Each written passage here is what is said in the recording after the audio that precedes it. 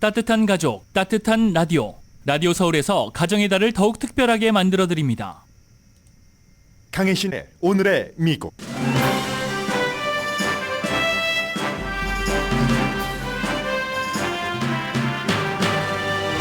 러시아와 북한이 트럼프의 당선을 돕기 위해 옥토버 서프라이즈를 계획할 수 있다고 MBC 방송이 보도했습니다.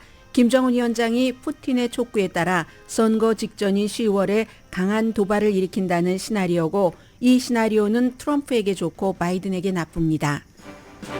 트럼프 전 대통령은 어제 뉴욕 브롱스에서 전형적인 마가 팬을 넘어서 다인종 워킹클래스 유권자를 설득하는 캠페인을 했습니다.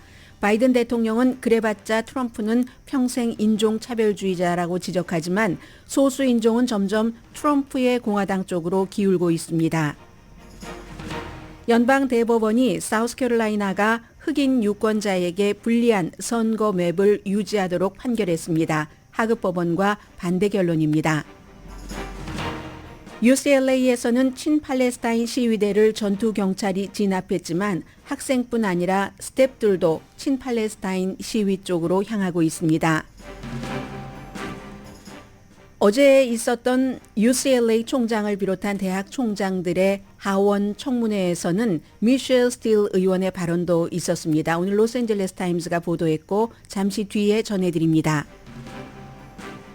연방 상원의 2개 소위원회가 트럼프 전 대통령이 오일 회사 CEO들에게 10억 달러를 대가성으로 요구한 사안을 조사합니다.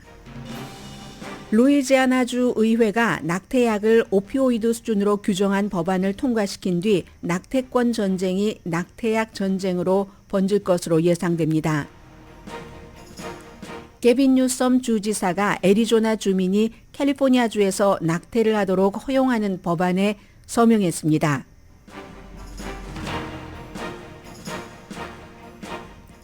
여러분 안녕하십니까? 오늘의 미국 강혜신입니다. 옥토버 서프라이즈를 전해드리겠는데요. 그 전에 이제 어제 있었던 일, 옥토버 서프라이즈와 연관되는 내용부터 조금 정리를 하겠습니다. 옥토버 서프라이즈는 항상 뭐 집권당이 됐던 야당이 됐던 세계 어느 나라나 선거 직전에 있는 놀랄만한 일들, 그런 일들이 돌발적으로 발생하기도 하고 기획되기도 하는데, 이번에는 기획되는 옥토버 서프라이즈라는 건데 이 바이든 대통령은 무척 우려하고 있는 일이고, 푸틴과 김정은 사이의 군사적인 동맹에 따른 옥토버 서프라이즈입니다. 뒤에 전해드리겠고요.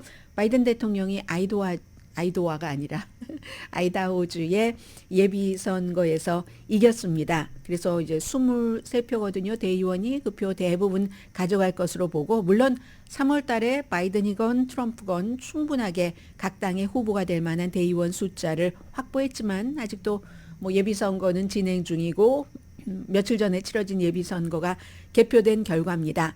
트럼프 전 대통령은 지금 주마다 약간 그 예비선거 치러지는 날이 다른 그런 곳이 있어서 3월 달에 아이오와주에서 먼저 했잖아요. 공화당 코커스에서 아주 편안하게 이겼습니다.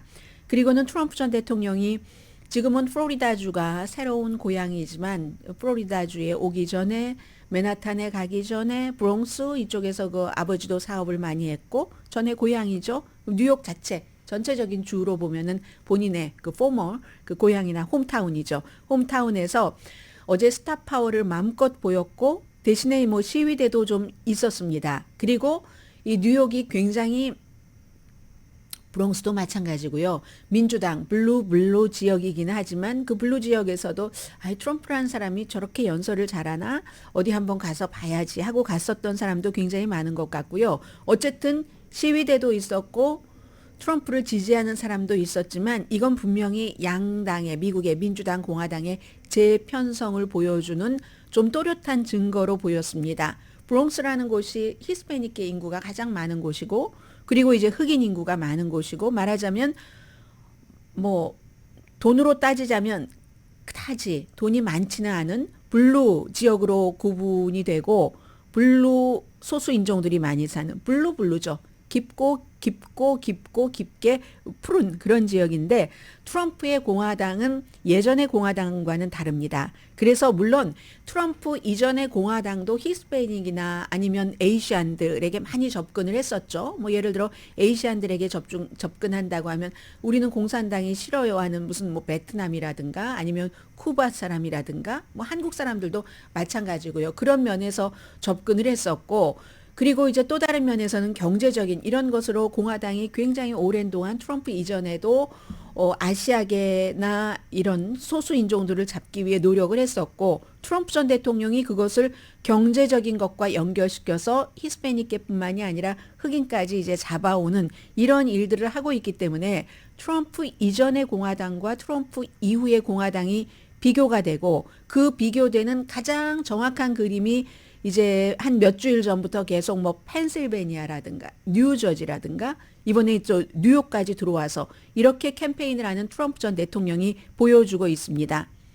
좀 더 백인에서 벗어나서 백인이 경제적으로도 보통 블루 스테이트의 워킹 클래스보다 부자잖아요. 그런 것에서 벗어나서 백인은 인구가 점점 줄어들고 있으니까 다른 소수 인종 돈은 지금 뭐 백인보다 조금 덜 벌고 뭐 백인 중심의 사고는 아니지만 이쪽으로 다가가는 것을 트럼프 전 대통령이 어제 확실히 보여줬습니다. 뉴욕에서 건축 공사장에서 일하시는 분들, 시큐리티 가드를 하시는 분들, 뭐 간호사도 계시고요. 뉴욕에 큰 병원이 많으니까 이발사 이런 분들 트럼프 전 대통령의 연설을 들으려고 트럼프의 지지자도 있지만 마가도 있지만 마가가 아닌 사람들도 어제 그 야외죠. 이 크로토나 파크에 모여서 트럼프 전 대통령 연설을 들었습니다. 뭐 여러 가지 말을 많이 했죠. 긴 시간 연설을 했으니까. 그런데 이제 뉴욕이니까 트럼프 전 대통령이 뉴요커의 상식, 커먼센스를 말하는데 아주 오래된 뉴요커의 커먼센스 이런 모든 것들을 내가 백악관에 간다면 그대로 재현을 하겠다. 그게 뭐냐면은 뉴욕을 다시 살만한 곳으로 만들겠다. 본인이 뭐 어떤 뭐 스케이트당이 아니라 정치가 머릿속에 꽉 찼네요. 스케이트장을 센트럴파크에 짓는다거나 브롱스에 골프장을 짓는다던가 뭐 이런 얘기들을 막 하면서 결국은 뉴욕의 지하철 시스템을 고치겠다. 뉴욕의 지하철 보면은 뭐 1932년도 이후에 아마 그때 지하철이 시작이 됐나 보죠. 1932년도 이후에 한 번도 청소하지 않은 것 같다. 내가 이걸 싹 다 고쳐놓겠다. 어제 그러니까 주민들이 아주 좀 잘 솔깃하게 들을 만한 이런 얘기를 했습니다. 그리고 니키 헤일리도 어떤 형태로든 우리 팀에 합류할 거다. 뭐 예비선거 때 좀 그렇고 그런 사이 말들이 오고 갔지만 같은 아이디어도 공유하고 있고 굉장히 유능하다. 니키 헤일리가. 그렇지만 전반적인 흐름은요. 히스패닉과 흑인 유권자들에게 거기서 표를 받아서 브롱스에서 본인이 이길이라고 생각하고 있지는 않지만 뭔가를 보여주는 겁니다. 보여주고 지금 뉴욕에 있을 수밖에 없으니까 어차피 그래서 뉴욕에서 할 수밖에 없는 겁니다. 블루 스테이트에서. 바이든은 그러니까 히스패닉과 흑인 유권자들 둘 다 이제 겹치잖아요. 이제 선거에서 많이 가져와야 됩니다. 바이든은 어제 딱 이제 트럼프 전 대통령이 그런 선거 캠페인을 하는 걸 알고 비디오를 30초짜리를 냈는데 한마디로 이 비디오는 트럼프가 흑인을 비하하는 것은 새로운 게 아니다. 뭐 흑인에 대해서 저 사람이 죄인이야 하고 돈을 그렇게 아끼는 사람이 뉴욕타임스에 돈 많이 내고 전면 광고까지 내고 그랬잖아요. 나중에 그 흑인이 범인은 아니었습니다. 그리고 뭐 여러 가지 뭐 부동산 개발업을 하면서 흑인에 대해서 뭐 비하적인 발언을 한 이런 등등 평생을 인종차별주의자라는 것 트럼프 전 대통령 그걸 기억하십시오. 그리고 트럼프 전 대통령이 뿐만이 아니라 과거에 했었던 백인 우월주의를 어떻게 그 방어하는가 이런 얘기 같은 것도 많이 그 비디오에 넣었습니다. 그러면 또 트럼프 전 대통령이 가만히 있지 않죠. 아니 그렇게 소수 인종을 흑인들을 생각한다면 왜 1994년도 당신이 연방 상원 의원이었을 때 뭔가 흑인과 소수 인종들이 뭐 감옥에 많이 들어갈 수 있게 하는 그 법에 서명을 했지? 그 크라임법에 서명을 했지? 이런 얘기로 이제 역공격을 하는 거죠. 그래서 이제 그때 그 법 때문에 뭐 빌 클린턴 시절이죠. 그래서 실제로 소수 인종들이 감옥에 엄청 많이 갔고 감옥이 너무너무 붐비니까 또 핸들할 수가 없어서 지금 또다시 내놓고 이런 여러 가지 얽혀진 그런 것들을 이제 트럼프 전 대통령이 그래서 지금 그 나와서 얽혀진다 이런 얘기는 안 하고 당신이 아무튼 감옥에 많이 보냈다 여기까지만 얘기를 합니다. 그런데 이제 들어본 사람들의 얘기를 쭉 그 취재한 기자들의 말을 들어보면은 어떤 사람은 이제 트럼프 전 대통령이 쉽게 편하게 얘기를 하니까 설득력 있게 저 사람 퀸스 출신이라 나랑 똑같아. 그래서 나는 좋아. 그리고 텔레비전을 내가 트럼프 전 대통령 뭐 어프렌티스 때부터 너무 많이 봐서 너무 친숙해. 나를 차별할 것이라고 생각이 들지 않아. 뭐 이런 얘기도 어쨌든 했습니다. 그리고 이제 그러면 또 이제 바이든 측에서 막 얘기를 하는 거예요. 바이든이 트럼프 전 대통령이 지하철을 얘기를 하니까 1억 달러를 헌트 포인트 터미널 마켓에 투자를 했다. 사우스 브롱스에 있는 1억 5천만 달러를 또 역시 그 크로스 브롱스 익스프레스 웨이에 그걸 업그레이드 하는데 연방 정부가 그렇게 기금을 줬다. 이런 얘기들도 많이 하지만 어쨌든 트럼프 전 대통령이 이제 저 사람 얘기를 한 번이라도 들어라도 보자 했던 사람들이 많이 간 것 같고 그런 것에 대해서는 선거 캠페인 그 목표에서 성공을 한 것 같습니다. 이제는 정치도 어제 경제에 대해서 말씀을 드렸는데 사실보다는 인식의 게임, 물론 정치는 그 전부터도 사실보다는 인식의 게임인 것은 맞지만 더더욱이 이제는 인식의 게임입니다. 사실이 아니라 사실이 바탕이 아니라도 누가 유권자를 더 많이 나의 쪽으로 가져올 수 있도록 저 사람을 설득을 하는 인식, 설득, 호소의 게임 이렇게 되는 것을 이제 어제 트럼프 전 대통령이 좀 보여줬고요.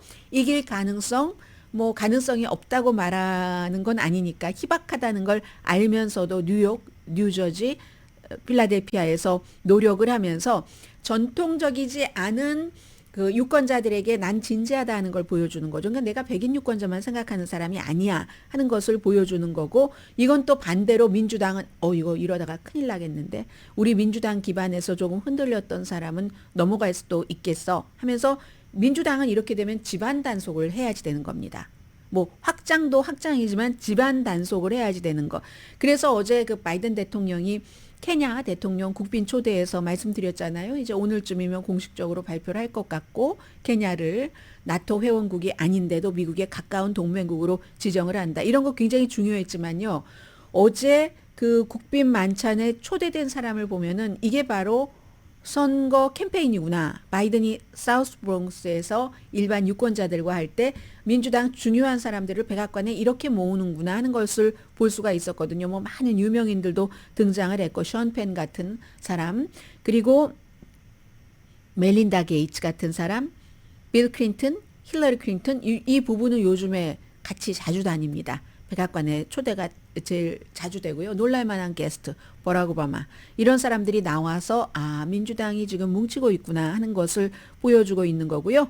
아무튼 그렇지만 트럼프 대통령 옆에도 니키 헤일리가 오랫동안 트럼프와 싸워왔지만 트럼프에게 투표를 하겠다라고 돌아섰죠. 돌아선 사람 많습니다. 이제 윌리엄 바, 빌 바도요. 이분은 정말로 왔다 갔다예요.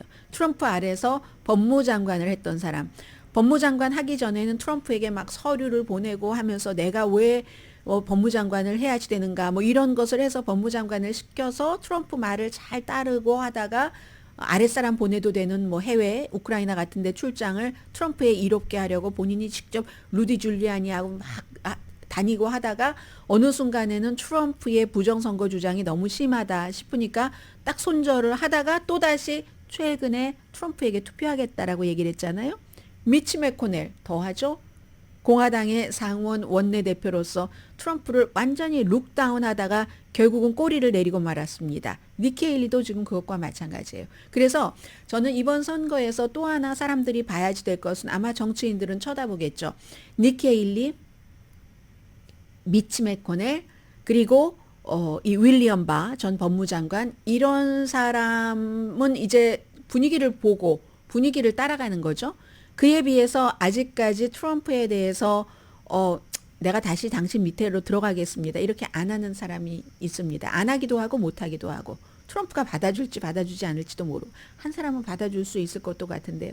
두 사람, 이 두 사람 대 전에 말씀드린 세 사람의 정치적인 운명이 어떻게 될지도 저는 궁금합니다. 트럼프에 대해서 아직도 그를 1월 6일 의사당 사건 이후에는 포용하지 않는 두 사람은 그 아래서 부통령을 했었던 마이크 펜스, 그리고 그 아래서 법무장관을 해보고 싶었는데 못했고 트럼프 시절에 가까웠다가 멀어진 크리스 크리스티 전 뉴저지 주지사. 멀어진 것은 결국은 트럼프의 사위인 그 자레드 쿠슈너의 아버지가 이제 아주 화이트 칼라 대단한 범죄를 저질렀을 때 감옥살이도 했잖아요.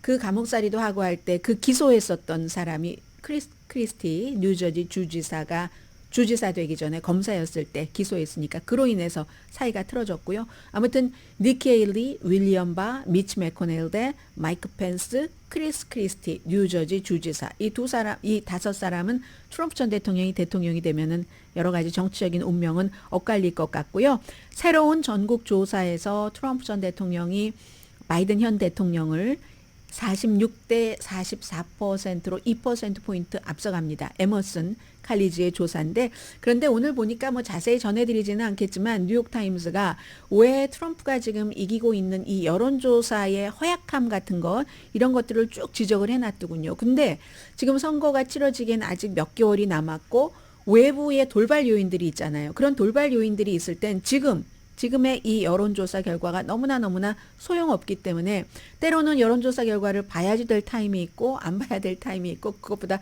더한 것을 먼저 봐야지 될 타임이 있는데, 저는 지금 맨 마지막 부분을 전해드리려고 합니다. MBC 방송이 자세히 보도를 했습니다.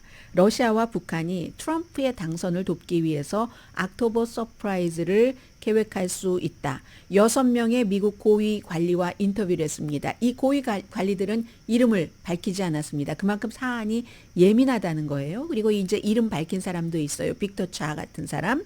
이 두 나라의 군사 동맹이 강화되는 게 북한의 핵능력 당연히 강화될 테고요. 그러면서 아시아 태평양의 긴장을 고조시키는데 뭐라도 옥토버 서프라이즈, 지금까지 지난 10년 동안 해보지 않은 공격을 북한이 한다는 겁니다.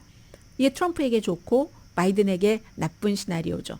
도발하는 것에는 의심할 여지가 없다. 얼마나 그 도발로 인해서 확대되는지가 문제다. 이게 이제 빅터 차를 포함한 많은 사람들이 지금 보고 있는 문제입니다. 트럼프 전 대통령 어제 그 캠페인에서도 이반 게르슈코비치, 월스트리트저널의 기자인데 이제 러시아가 지금 잡고 있잖아요. 많은 사람들의 어떤 증언 같은 것에 따르면 이 사람이 기자로서 활동했는데 스파이라고 하고 잡고 있는데, 트럼프 전 대통령은 내가 대통령이 된다면 푸틴이 나를 위해서, 포미를 위해서 이반 그 게르슈코비치를 바로 석방해 줄 거다, 이렇게 얘기를 합니다. 푸틴은 트럼프가 대통령이 되는 걸 원합니다. 바이든이 아니라. 그래서 이제 여러 이름을 밝히지 않은 정보 관계자들이 얘기를 하기를 2016년도에도 얼마나 그 도움이 컸는지 모르지만 푸틴은 힐러리 클린턴이 아닌 트럼프가 대통령 되기를 원했기 때문에 여러 가지 인터넷 작업 등을 통해서 도왔는데, 이번에는 김정은이 푸틴의 촉구에 따라서 미국 대선 가까운 시점에 군사 도발을 일으키면, 그러면 이제 이게 바이든 대통령은 정말 망연자실 수준으로 갈 수도 있다는 겁니다. 확대되면은. 푸틴이 평양을 몇 주일 안에 방문할 것으로 지금 한국에선 푸틴이 평양을 방문한다. 북한과의 관계, 무기, 얼마나 핵기술을 주는가, 여기까지 여기까지 준비를 하는데, 미국은 더 나가서 도발을 했을 때 미국 선거를 생각을 하는 겁니다. 당연히 이제 군사 기술을 전수를 해주겠죠. 뭐 핵, 잠수함, 탄도미사일 주고, 그게 이제 9월 달에 북한이 이제 잠수함을 보여줬는데, 그게 마지막 그 구소련 모델로 이렇게 만든 건데, 핵 장착의 마지막 기술은 안 된 것으로 미국이 보고 있는데, 이것이 정확하게는 트랙이 안 됩니다. 군사 기술이 여기서 저기서 넘어가고 하는 것을 모니터링 하기가 힘든데, 이걸 이제 줄 수도 있다는 거죠. 이번에 가서 약속을 하고, 대신에 이제 북한이 너무 많은 탄약을 우크라이나를 향해서 쏘는 그걸 주고 있잖아요. 북한이 러시아에 준 탄알이 유럽의 모든 나라가 우크라이나에 준 탄알보다 훨씬 많습니다. 뭐 물론 그 성능 자체가 좋지는 않다고 하지만 러시아에 굉장한 도움을 준 거고요. 뭐 수백만 개의 포탄이었다고 하잖아요. 빅터 차, 부시 대통령 때 자문이었고 지금 전략국제연구센터의 아시아 한국 과정 2024년도는 지금 북미 관계 뭐 미국은 대화하겠다고 하지만 북한은 전혀 답하지 않고 절대로 좋은 그런 해가 아니라 롤러코스터를 탈 것이다. 이제 선거에 가까워오면 가까워 올수록 라고 얘기를 하면서 MBC 방송은요. 미국은 이미 준비를 하고 있답니다. 김정은 위원장이 만약에 비무장지대에서 공격적인 행동을 하거나 그로 인한 한국의 또 대응이 있잖아요. 요즘 한국 말로도 강하게 하는데 그 말이 북한이 어떤 공격을 했을 때 대응이 될 수도 있죠. 그러면 이게 확전이 될 수도 있고 만약에 2010년도 이후에는 북한이 한 번도 하지 않은 일인데 남한 그쪽에 이제 포격을 한다면 그러면 이제 어떻게 대응을 해야지 되지? 미국은 어떻게 해야지 되지? 이걸 이제 한국과 일본과 서로 이제 뭐 공조하고 있다. 뭐 이런 언급도 MBC 방송이 했고요. 모스크바가 북한의 무기 제조 돕고 심지어 이제 여러 가지 그 방위 산업 기반 파트너십 같은 것도 구축을 하면서 어떻게 한번 해줘봐. 우리는 푸틴이 트럼프가 대통령이 되는 걸 원해 하는 옥토버 서프라이즈. 물론 여기에 대해서 그럴까 하고 생각하는 사람도 있습니다. 왜냐하면 북한과 러시아와의 관계는 북한이 아주 좋아지긴 했지만 어쨌든 러시아가 북한에 결정적인 핵 기술을 줘야지 되기 때문에 약간 비슷비슷한 관계라고도 볼 수 있는데 러시아와 중국의 관계는 지금 러시아가 중국에 많이 의존을 하잖아요. 경제적인 것이라든가 여러 가지. 그래서 얼마 전에 회담을 했지만 대등하지는 않고 중국이 약간 우위에 있는 것 같은 좀 덜 급한 것 같은 그런 모습이었기 때문에 중국이 원치 않습니다. 북한이 어떤 도발을 해서 아시아 쪽에 긴장을 내면 중국도 여러 가지 수습을 해야지 되니까 그냥 현 상태가 좋은 거예요. 복지부동이. 그런데 중국의 눈치도 조금 봐야지 되는데 푸틴이 그렇게 할 수 있을까? 그렇지만 이 두 사람이 푸틴과 김정은이 만나서 어떤 쪽으로 흐르느냐에 따라서 달라질 수 있는 겁니다. 김정은은 정말로 마지막에 잠수함의 핵 능력 이걸 받을 수만 있다면 한번 해주지? 이렇게 할 수도 있고 그걸 지금 굉장히 그 미국에서는 걱정을 하고 있고요. 그러면 왜 이걸 미국이 걱정을 해야지 되는가? 아시아에서 북한이 도발을 했다. 한국이 대응을 했다. 그런데 이게 점점 확산된다. 아시아 지역에 긴장이 나잖아요. 그럼 바이든이 지금 우크라이나 전쟁, 대리전이나 마찬가지고 이스라엘 하마스는 대리전은 아니지만 전쟁인 겁니다. 이 전쟁에 깊이 개입이 돼 있습니다. 세 번째에 또 다른 군사적인 긴장? 이러면은 바이든 대통령으로서는 굉장히 힘들어지고 트럼프 전 대통령이 거봐라. 내 말이 다 맞지. 내가 대통령 할 때 어디 전쟁 일어났었어? 리더십이 약하니까 전쟁이 일어나는 거야. 이렇게 이제 트럼프는 홍보를 할 수 있고 이게 결정적으로 옥토버에 있으면 트럼프에게 유리하다는 얘기고요. 그러면 푸틴과 가깝고 김정은과 가까운 게 이게 이제 백악관에서 얘기해요. 트럼프 전 대통령이 푸틴과 가깝고 김정은과 가까운 게 좋은 거라고? No. 그래서 러시아가 미국과 같이 일하다가 딱 그 북한 쪽에 붙게 된 것 아니야? 러시아가 북한을 통제하는데 유엔에서 미국과 얼마나 협력을 했어? 전에 제재도 해주고 하다가 트럼프가 들어왔을 때 지금 이전이죠. 그때 이제 완전히 무슨 뭐 거부권 같은 거 많이 하고 뭐 북한 제재도 피해주고 아무튼 서로가 이 세 사람이 친하면 친할수록 그런 일이 일어나는 거잖아. 엄청난 변화였어. 이렇게 얘기를 합니다. 해석은 다 편할 대로 하는 겁니다. 그래서 아무튼 일어날 수도 있는 이 같은 현상을 미국에서는 옥토버 서프라이즈의 원 오브 더 댐으로 보고 있고요. 미국은 북한과 대화가 없는 상태에서 어쨌든 그러면 왜 푸틴은 트럼프가 되기를 원하는가? 그건 너무 뻔하죠. 푸틴은 트럼프 정도는 그 몇 개월 전에 이코노미스트가 자세히 보도했던 걸 여러분들께 전해드렸었는데요. 트럼프는 내가 정말 대단한 능력자야라고 하지만 푸틴처럼 KGB의 수장으로 있었던 사람이 하는 이 수준에는 도저히 따라갈 수가 없다는 겁니다. 이 푸틴의 손아귀에서 트럼프는 놀아날 수밖에 없는 하수일 수밖에 없는 그러니까 하수를 데리고 놀고 싶어 하는 거죠. 푸틴은. 그리고 워낙에도 호감이잖아요. 그래, 당연히 무슨 뭐 어디죠? 무슨 뭐 우크라이나도 더 줘야지 되고 크림반도도 당연히 러시아가 가져야지 되는 것 아니야? 이렇게 얘기하는 사람이 대통령이길 원하죠. 지금요. 러시아에서는 뭐 터커 칼슨은 나의 허락 없이 방송한다 하지만 이게 말이 되는 얘기입니까? 그냥 그렇게 하는 말이지. 터커 칼슨 방송을 러시아 국영 방송에서 방송하고 있습니다. 터커 칼슨도 친러시아, 트럼프도 친러시아. 이런 상황에서 푸틴이 북한을 시켜서 옥토버 서프라이즈를 하면 바이든에게는 아주 곤란한 상황이 온다 하는 MBC 방송의 보도였습니다.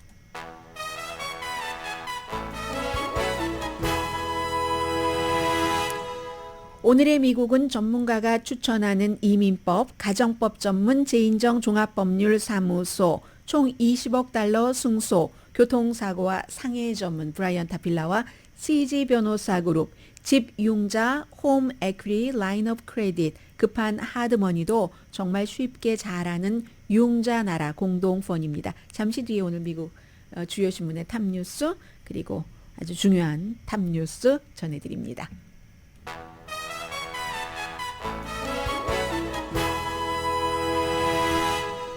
라디오 서울 방송 오늘의 미국 듣고 계십니다. 네, 오늘 이제 미국의 뭐 주요 뉴스들 일면에 트럼프 전 대통령의 뉴욕에서의 랠리를 많이 보도하진 않았습니다. 그런데 뉴욕 데일리 뉴스 사진을 보니까요, 트럼프 전 대통령 크게 나와 있고 그리고 No Dictators in our town인 것 같은데요. Dictators I자까지만 보이는데 그게 우린 독재자가 필요 없다. 뭐 이렇게 시위하는 사람들인 것 같아요. 아마 트럼프 전 대통령의 이 랠리에. 그러나 굉장히 그 마가 충실한 Make America Great Again 트럼프 전 대통령의 팬들이 있었다. 그리고 로컬에서는 트럼프 전 대통령에게 우리는 당신의 그런 모욕적인 이런 거 필요하지 않아요. 뭐 얘기를 했었다는 이런 사람들도 있다네요. 뉴욕 데일리 뉴스니까 뉴욕 쪽에 그것을 이렇게 보도를 한 거고요. 뉴욕 포스트는 아닙니다. 뉴욕 포스트는 루퍼트 머덕, 월스트리트저널, 팍스의 소유주가 하는 신문이고요. 오늘 USA 투데이를 보면 지금 위크엔드잖아요. 말씀드리니까 조금 앞에 뉴스가 무거웠나 싶어서 죄송스럽기도 하네요. 메모리얼 데이 연휴가 본격적으로 시작된 오늘인데 USA 투데이 위크엔드 에디션입니다. 그래서 위크엔드 에디션답게 아주 크게 자리를 해서 사람들 얼굴도 쭉 놓고 미국 유권자들은 유명한 사람들이 나 정치인 누구를 지지해요 해도 거의 영향을 받지 않는다. 두 사람을 제외하고는 이라고 얘기를 했는데 한 사람은 버락 오바마입니다. 그리고 또 한 사람 아니 이게 두 사람이 크게 많이 그런데 둘 다 오바마네요. 버락 오바마가 누구 지지하라 하면 나 영향받아 하는 사람이 34.6%, 미셸 오바마 29.4%, 빌 클린턴보다도 미셸 오바마가 영향력이 더 크네요. 20.4%. 그럼 이게 이제 민주당 측이잖아요. 공화당 측에서 일론 머스크가 아무래도 공화당에 가까우니까요.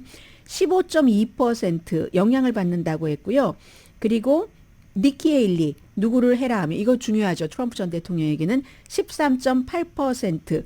지금 뭐 민주당에서는 테일러 스위프트를 잡아서 젊은 사람들의 표를 끌어오고 이런 얘기를 많이 하지만 실제로 USA 투데이가 여론조사를 해봤더니 테일러 스위프트가 이렇게 찍으라는 사람에게 그 영향을 받겠어요 한다는 사람은 9.2%밖에 안 됩니다.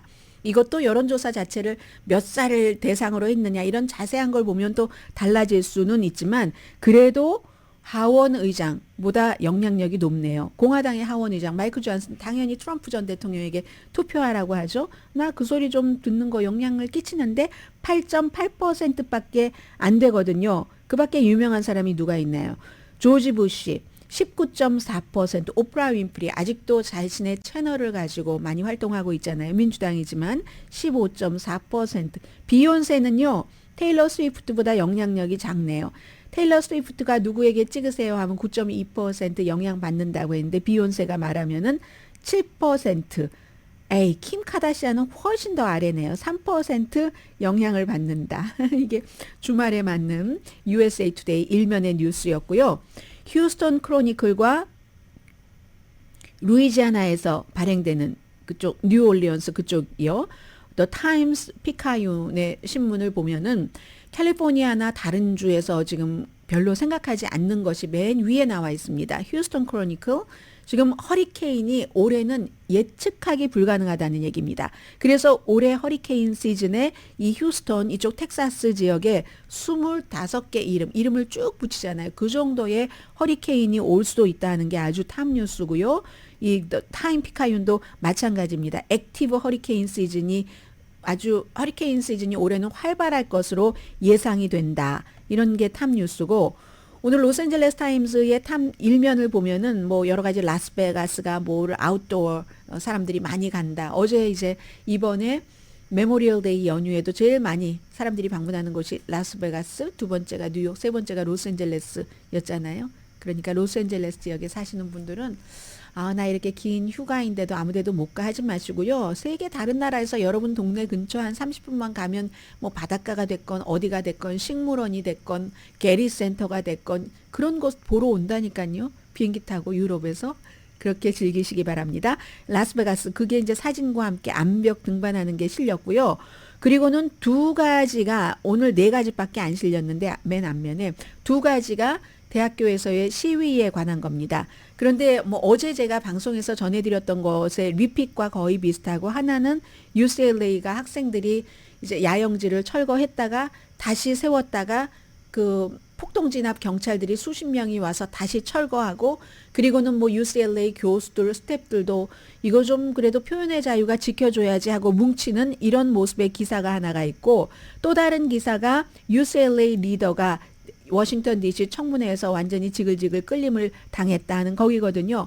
그 내용도 어제 이 시간에 전해드린 것과 마찬가지로 이 진 블럭 총장이 참 공립대학교이기 때문에 연방정부에서 기금도 받고 그러려면 연방정부 정책에 따라 해야 되는데, 연방정부는 대학교에서 여러 정책에 있어서 표현의 자유라는 헌법, 수정헌법 1조를 지키도록 해야지 되고, 그런가 하면 또 학생들의 안전도 지켜야지 되니까, 특히 이때는 유대계, 이 본인이 주이신 진 블럭 총장으로서는 이 두 가지를 하기가 참 힘듭니다. 다만 우리가 그 캠프를 조금 더 빨리 치웠어야지 되지 않는가 그렇게 생각합니다. 뭐 이런 얘기를 했다는 그 정도거든요. 그리고는 미셸 스틸 의원이 어떤 질문을 했는가. 왜냐하면 교육 직장위원회 소위원회였잖아요. 44명 가운데서 24명이 공화당, 다수당, 그리고 20명이 민주당인데, 공화당으로서 미셸 스틸 의원이 두 가지 질문을 했더군요. 로스앤젤레스 타임스가 다 정리를 해놨어요. 이 총장에게 팔레스타인, 그 친팔레스타인 시위를 하면은 크레딧을 주겠다, 뭔가 학점을 좀 더 보태 크레딧을 주겠다 하는 그 교수를 처벌을 했는가, 이렇게 질문을 했습니다. 그랬더니 진 블럭 총장이 나 몰랐다. 몰랐을까요? 설마 뉴스에서 그렇게 많이 나왔는데 답변하기 힘들어서 그러지 않았을까? 이건 저의 추정입니다. 그리고 또 하나는 강사가 의대 1학년생을 막 이끌면서 팔레스타인 해방을 외치면서 시위를 주도했는데 이 사건을 조사하고 있습니까? 그랬더니 조사를 하고 있다고는 얘기했습니다. 구체적으로 뭐 어떻게 하니까 구체적인 내용은 모릅니다. 이것도 이제 위험 수위까지 가지 않는 모를 새가 최고입니다. 뭐 이런 형태의 발언인 거죠. 그래서 미셸 스틸 의원은 이제 공화당의 입장에서 어제 그 두 가지를 질문을 했다는 내용이 오늘 로스앤젤레스 타임스 일면에 실린 기사고요. 그리고 또 하나는 드디어 이제 겨우 한 명 체포는 했네요. 친이스라엘 시위대가 4월 30일에 친팔레스타인 시위대에 막 쇠막대기 같은 거 가지고 가서 부수고 때리고 병원에 입원시키고 있잖아요. 딱 한 사람, 지금 18살 살상 무기를 사용한 중범 폭행 혐의로 체포가 돼서 감옥에 갇혔고 3만 달러 보석금이 책정이 됐답니다. 이단 온이라는 그런 그 18살의 사람입니다. 이 내용이 지금 로스앤젤레스 타임스였고요.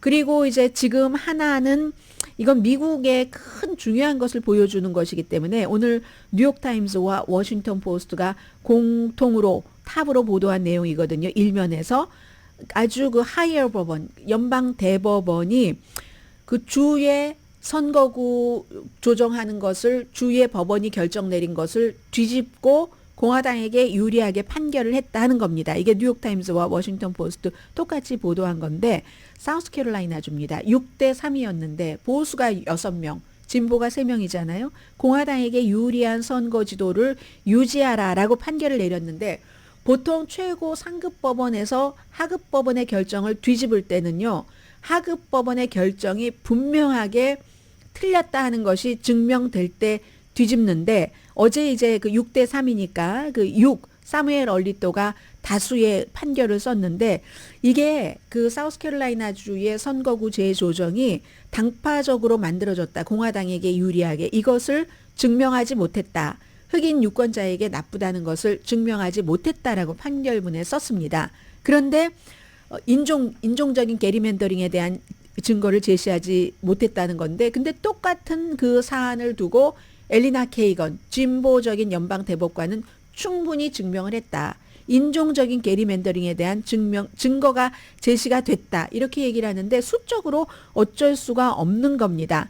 그래서 이제 그 리차드 한센이라는 UCLA 법대 교수, 뭐 세계적으로 유명한 법대 교수잖아요. 이분이 얘기하기를 연방 대법원이 하급법원의 판결을 뒤집음으로써 특히 사무엘 얼리토가 백인 공화당 정치적 권력을 극대화하는 법적인 틀을 만들었다. 이렇게 평가를 했습니다. 아무튼 그리고 그 사무엘 얼리토가 바로 요즘에 지금 민주당에서는 트럼프 전 대통령 1월 6일 의사당 사건에 대해서 면책 특권이 있는가 이걸 이제 연방 대법원에서 심의할 때 사무엘 얼리토는 빠져야지 된다고 어제부터 정치인들이 좀 그 하킴 제프리즈 민주당의 하원 원내 대표를 포함해서 본격적으로 일하고 있거든요. 왜냐하면 appeal to heaven flag 바로 그 사람이 그 사람입니다.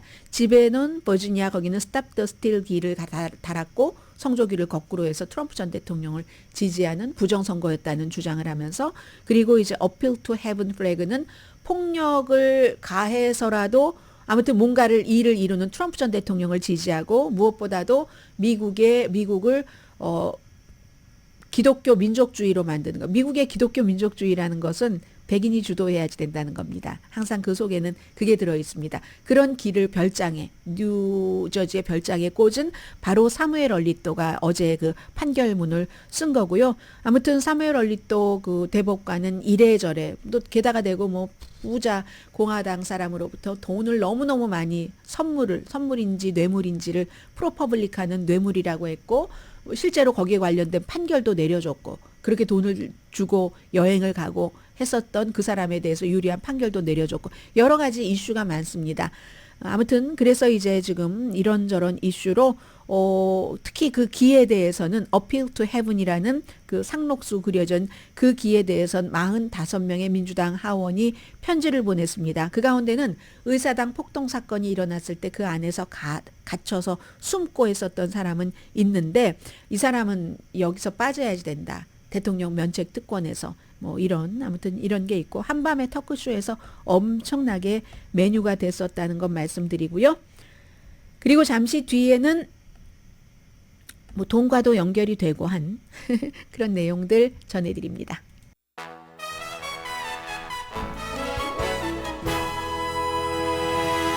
라디오 서울방송 오늘의 미국 듣고 계십니다. 오늘 주식시장 조금 일찍 문 닫지 않나요? 로스앤젤레스 시간으로 한 11시쯤에 닫는 것으로 알고 있는데 3대 지수 전부 좋습니다. 다우지수 이제 4만대까지 올라갔었다가 다시 3만 9천대를 내려와서 유지를 하고 있는데 뭐 0.3% 정도 올라갔고 S&P 500는 0.7, 나스닥은 1% 이상 지금 올라가고 있고요. 그리고 자, 어떤 뉴스를 말씀드릴까요? 이 내용 전하죠. 지금 연방 상원에 어제 연방 상원에서 국경안 민주당에서 발의한 그 안은 초당적이기도 했지만 어쨌든 실패했습니다. 공화당이 원치 않아요, 지금. 그리고 상원의 2개의 위원회가 트럼프 전 대통령이 오일 가스 회사 CEO들에게 10억 달러 요구한 사안을 지금 조사하고 있는데 예산위원회와 재정위원회입니다. 대가성이 있다 하는 그런 얘기죠. 8개의 오일 회사와 미국 석유연구소 아메리칸 프로톨리움 인스티튜트에 편지를 보냈는데 여기가 무슨 인스티튜트 한다고 해서 비영리가 아니라요. 말하자면 무역협회 같은 겁니다. 한 600개 회사가 가입돼 있고요. 지난달에 트럼프 전 대통령이 집에서 이 오일회사 CEO들에게 나에게 10억 달러를 모아주면 내가 지금 있는 규제도 없애주고 더 많이 없애줄게. 그러면서 이거는 당신들이 피할 수 있는 길, 그렇게 길을 열어주는 거니까 협상이지라고 했잖아요.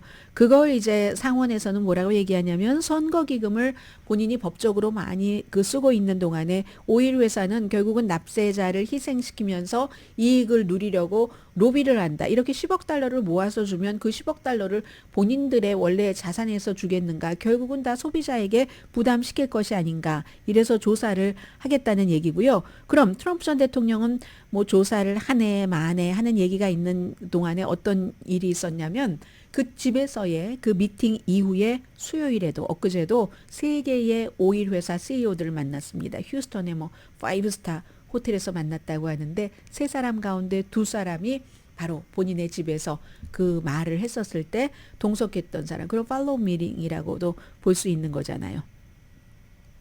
그리고 이제 오늘 굉장히 중요한 뉴스 가운데 하나가 루이지아나와 애리조나와 캘리포니아가 공통적으로 연결이 되는 이런 일이 정치적으로 분열이 이렇게 심하지 않을 때는 없었는데 지금은 그렇게 되는 겁니다. 일단 루이지아나는요. 의회가 낙태약 두 가지를 지금 미국 두 가지잖아요. 미페프리스톤과 미소 프리스톨 두 가지인데 이 두 가지를 거의 오피오이드 수준으로 격상시킨 거예요. 그 약이 너무 위험하다고 그렇게 규정한 법안을 통과시켜서 이게 이제 막 공화당이 주도를 하니까 그렇게 된 겁니다.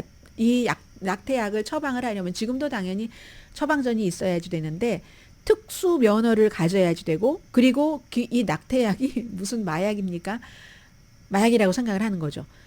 시골에서는 아주 너무 멀리 떨어진 특정 시설에 보관을 해야지 되는 등 그러니까 낙태약에 접근하기가 굉장히 어렵게 하는 법안이고 당연히 주지사는 공화당 주지사이기 때문에 여기에 서명을 할 것으로 예상이 됩니다. 그럼 이 규정을 어기면 그러면 만약에 처방 없이 뭐 낙태약을 갖는다던가 하면은 이거는 완전히 범죄고요. 감옥에 가둘 수도 있습니다. 벌금도 많이 내야지 되고 그래서 이 주의 그 의사들이 한 200여 명 이상이 서명을 하고 다 청원을 했는데 뭐라고 했냐면 의사가 사실은 꼭 이 환자는 낙태를 해야지 돼. 산모의 생명이 위험하다든가 그런 경우 주에서 허락하는 내부에서 그런데도 이런 절차가 복잡하고 시간이 걸리면 산모의 생명이 위험하다. 환자와 그 의사에게 모두 불필요하고 두려움과 혼란만 준다. 이 약품이 뭐 어디 멀리 있으면은 가져오는 게 지연되고 하면은 그러잖아요. 그런데 루이지아나주는요. 산모의 사망률이 가장 미국에서 많은 주이기도 합니다. 아무튼 거의 이런 것을 낙태는 거의 전면시키겠다는 뜻으로 보시면 되고요. 게빈 뉴섬 주지사는 애리조나 주민이 캘리포니아주에서 낙태를 하도록 허용하는 법안에 서명을 했습니다. 이건 자신의 어떤 정체성을 나타내는 그런 것이기도 하고 캘리포니아주의 정체성을 나타내는 것이기도 하는데 애리조나 주민이 낙태를 쉽게 하도록 이건 어떻게 하냐면 캘리포니아주에 와서 캘리포니아주 의사에게 낙태를 받으라는 얘기가 아니에요. 그리고 10월 30일까지로 한정이 됐는데 얼마 전에 애리조나주의 대법원이 1864년도에 법을 다시 끌어와서 거의 모든 낙태를 금지를 했잖아요. 그러니까 이게 공화당에서 어머 뜨거라 우리 큰일 날 것 같아 하니까 이걸 의회에서 무효로 해버렸습니다. 대법원에 그런 것을 무료로 했는데 주마다 다 다르니까 애리조나주는 이런 것이 시행이 되려면 회기가 끝나고 뭐 90일이 지나야 된다는가요? 그게 11월 30일이랍니다. 그러니까 그때는 뭐 애리조나에서 다시 낙태가 어느 정도 뭐 15일 이후면 안 되나 그럴 거예요. 애리조나는. 그렇게 됐는데 그 이전에는 그럼 어떻게 하느냐. 그 이전에는 애리조나의 의사가 이 환자와 함께 캘리포니아주에서 낙태 시술을 할 수 있도록 아니 이게 무슨 일이랍니까? 그렇게 하도록 애리조나에 허가가 있는 의사는 환자를 캘리포니아주에서 시술할 수 있도록 이건 이제 캘리포니아주의 의회 여성 그 코커스가 많이 이렇게 애리조나주 의사들 감옥에 안 가도록 해야지 된다. 또 환자도 헬스케어 보살핌을 받아야지 된다. 이게 오늘의 미국이라는 것 말씀드립니다.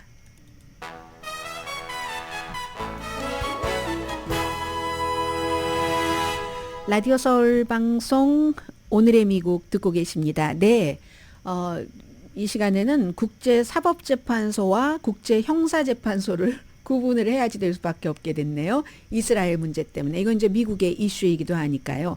국제사법재판소가 이스라엘이 이제 가자에서 전쟁하는 것에 대한 새로운 어떠한 그 규정을 냈는데 이게 사우스 아프리카가 지난주에 요청을 한 것이고 공식적으로 얘기를 한 겁니다. 국제사법재판소 하면은 세계 재판소인 거죠. International Court of Justice. 이스라엘이 라파에 공격하지 말아라. 공격 중지 명령을 내린 겁니다. UN 산하이고요.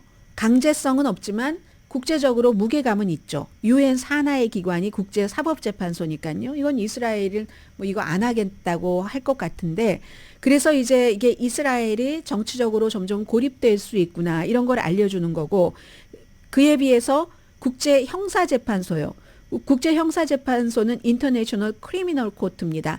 국제형사재판소나 국제사법재판소나 본부 자체는 헤이그에 있고 하나는 국제사법재판소는 UN 산하고 국제 그 형사재판소는 그렇지 않잖아요. 근데 국제형사재판소는 엊그제 말씀드린 것처럼 벤자민 네타냐후와 또 네타냐후의 국방장관, 하마스의 지도자 3명을 다 체포하고 체포영장을 청구를 했잖아요. 이스라엘은 뭐 어쨌든 뭐 저항을 할 것은 분명하고 미국의 입장입니다. 미국은 국제형사재판소에는 가입하지 않았다고 말씀을 드렸어요. 다만 협조를 하죠. 푸틴 좀 어떻게 해주세요 하면은 국제형사재판소에서도 해줬는데 국제사법재판소는 UN 기구이기 때문에 이거는 미국도 여기에 해당이 되는 겁니다. UN 산하이기 때문에 그게 이제 조금 다르기 때문에 참 애매하고 이제 그 사이에 뭐 스페인, 노르웨이, 아일랜드가 팔레스타인 국가를 인정을 했고 이스라엘은요 가자에서 어제도 적어도 60명 이상을 살해했습니다.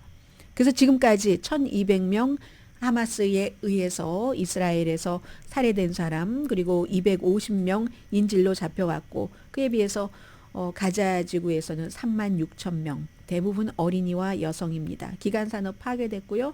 80% 이상이 피난민 신세입니다. 그러니까 북부 가자에서 이스라엘이 이거 하마스에 잡혀간 뒤에 우리 인질이 숨졌습니다 하고 시신세구를 공개를 하더라도 정말 한 사람 한 사람 다 생명입니다만은 3만 6천 명 아래는 이게 계산으로서 이게 좀 비교가 안 나오는 거죠. 오늘의 미국은 전문가가 추천하는 이민법, 가정법 전문 재인정 종합법률사무소 총 20억 달러 승소, 교통사고와 상해 전문 브라이언 타필라와 CG 변호사 그룹, 집, 융자, 홈에큐리, 라인 오브 크레딧, 급한 하드머니도 쉽게 잘하는 융자나라 공동 후원이었습니다. 10시에 브라보 마이 라이프 방송됩니다. 네, 이제 어떨 때 맨 마지막에 여러분들께 인사를 드릴 때 꼭 드려야지 될 말씀이 너무 많은 때도 있고 어떤 때는 정말 멍해질 때가 있거든요. 그런 때면 저는 이렇게 급히 어디를 눌러봅니다. 아무데나. 그랬더니 드러지 리포트에서 미니마가 브롱스, 인더 브롱스에서 브롱스에 그렇게 많은 사람이 모이진 않은 것 같아요. 드론으로 위에서 찍었더니 그렇고 론 디센티스가 트럼프 전 대통령의 favorite 러닝 메이트라는 뉴스가 나오네요. 이건 뉴스네요. 플로리다 주지사. 아니다. 본인 안 한다 했는데 그러네요. 좋은 주말 맞으시고요. 저는 월요일에도 뉴스기 때문에 정규 방송 뵙겠습니다. 강혜신이었습니다.